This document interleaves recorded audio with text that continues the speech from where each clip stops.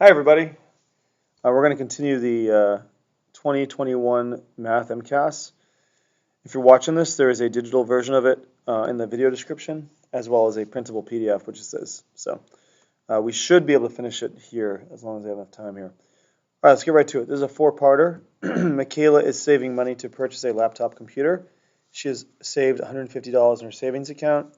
Next week, Mckayla will begin a tutoring job that pays $10 an hour. Oh, Mckayla, you got to negotiate a higher rate than that. All the money she earns tutoring will be added to her savings account. Okay? I'll zoom in here. What is the total amount of money Mckayla will have saved in her account after tutoring for 12 hours?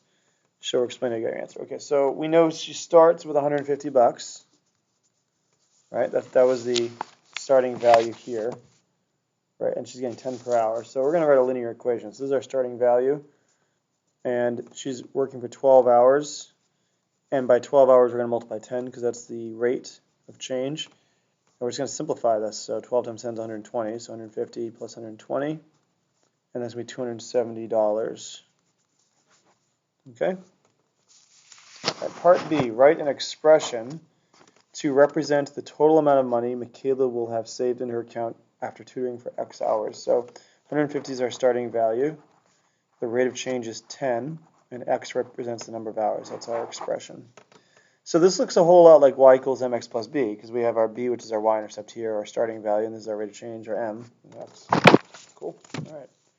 Part C. This is 34 continued. Part C. The least expensive laptop that Mckayla is considering purchasing costs $550. Write and solve an inequality to determine the minimum number of hours Mckayla needs to tutor in order to have enough money to buy a laptop that costs more than that costs $550 or more. So we're going to take the expression we had in part B. So we're going to say 150 plus 10x, and it's an inequality determined, so we need at least $550. So we're going to say this is greater than or equal to 550.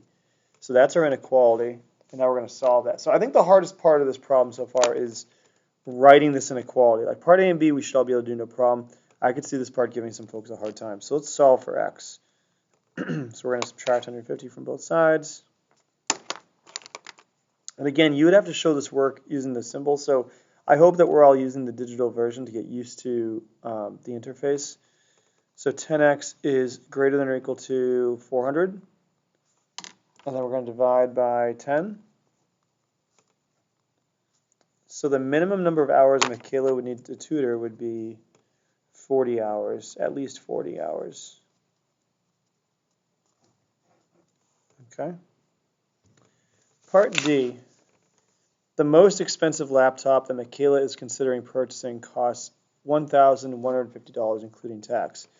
Write and solve a compound inequality to determine the number of hours Mckayla needs to tutor to have enough money in her savings account to purchase a laptop that costs at least $550, but not more than $1,150. Okay, so let's write this thing out. So the compound inequality is going to look something like this. Here's the lowest value. So 150 plus 10x, and that's less than, is it less than? But not more than this. So we're equal to. I screwed it up the first time I did that. Yep. But not more than. Okay. So the highest value can be this, the lowest value can be this. It can't be, okay. So we know what this is going to be. So we're going to split this and rewrite it. This is an and statement or a conjunction. So 550 is less than or equal to 150 plus 10x. We already know that equals 40. So we're going to go ahead and say that. So 40, got that. Okay, and then the other one, though, we have to do that. So 150 plus 10x is less than or equal to 1,150. And now we just solve for x like we did before. So subtract 150 from both sides. And we're going to get 10x is less than or equal to 1,000. Divide by 10. We're going to get x is less than or equal to 100. Okay, so just remember number of hours. So between, let's see, it's going to be between 40, including 40, and, sorry, greater than or equal to 40 and less than or equal to 100. And that would be our solution there. Okay, cool. When I first did it, for some reason I didn't have or equal to. I don't know why I did that. Okay, number 35. It's a two-parter. Okay. A student graphed the parallelogram ABCD on and line P on a coordinate plane as shown. So here's line P, here's ABCD. It's a parallelogram. Okay. A student will reflect the parallelogram over line P to create its image EFGH. Am I the only one who bothers that they don't use A prime, B prime, C prime, D prime? Which of the following will be the coordinates of H? All right, so we know H lines up with D, okay, because the order. So H is actually going to be D prime. So we're going to reflect D over line P. So D's here. Oh, and this would be a good one to use the dry erase marker. So let's see how far D is from line P. Excuse me. 1, 2, 3. So it's 3 from it, so we're going to have 3 opposite direction. 1, 2, 3. So D prime, or H in this case, would be right here, which would be -2, -5, which is right here. Okay? Which sequence, so be careful here, because we're so used to using the primes. We just have to know that they're not always going to do that in MCAS. Typically, they actually don't like to do that, which is weird.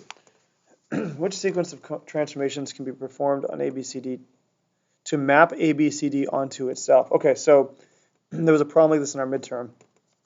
So sequence is also another way of saying series or composite. So it's when you do more than one transformation. Okay, it could be a flip followed by a shift. It could be a shift followed by a twist, whatever. So which of these is going to make it appear as if? So it says when this phrase here, map onto itself. That phrase means you do something to a shape and it appears as if nothing actually happened. So let's see what happens here. So a reflection over the y-axis followed by a reflection over the x-axis. So if you reflect this over the y-axis, it's going to end up over here, roughly. And then if you reflect over the x-axis, it's going to end up over here. So it's not going to map onto itself. So A is out. Okay. A dilation, let's do D. A dilation by a scale factor of 5 with respect to the origin, followed by a dilation with a scale factor of -5. Okay, so a lot of people think this would mean it's a reduction. It's not, because this actually becomes, you're supposed to take the absolute value of the scale factor. Well, you can't see that, sorry. Which means it'd be another dilation of 5. So you'd make it 5 times as big, then 5 times as big again. So it's a huge, huge enlargement. That's out. That would not appear the same.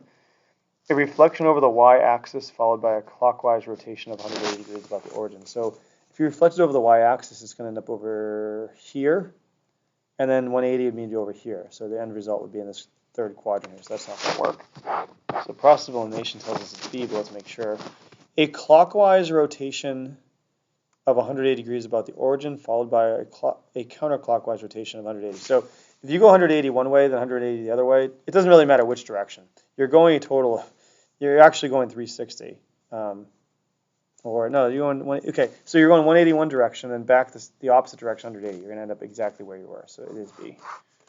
Okay, cool. 36. I'm actually going to stop this video here. We'll pick it up when we leave off. Thanks, guys.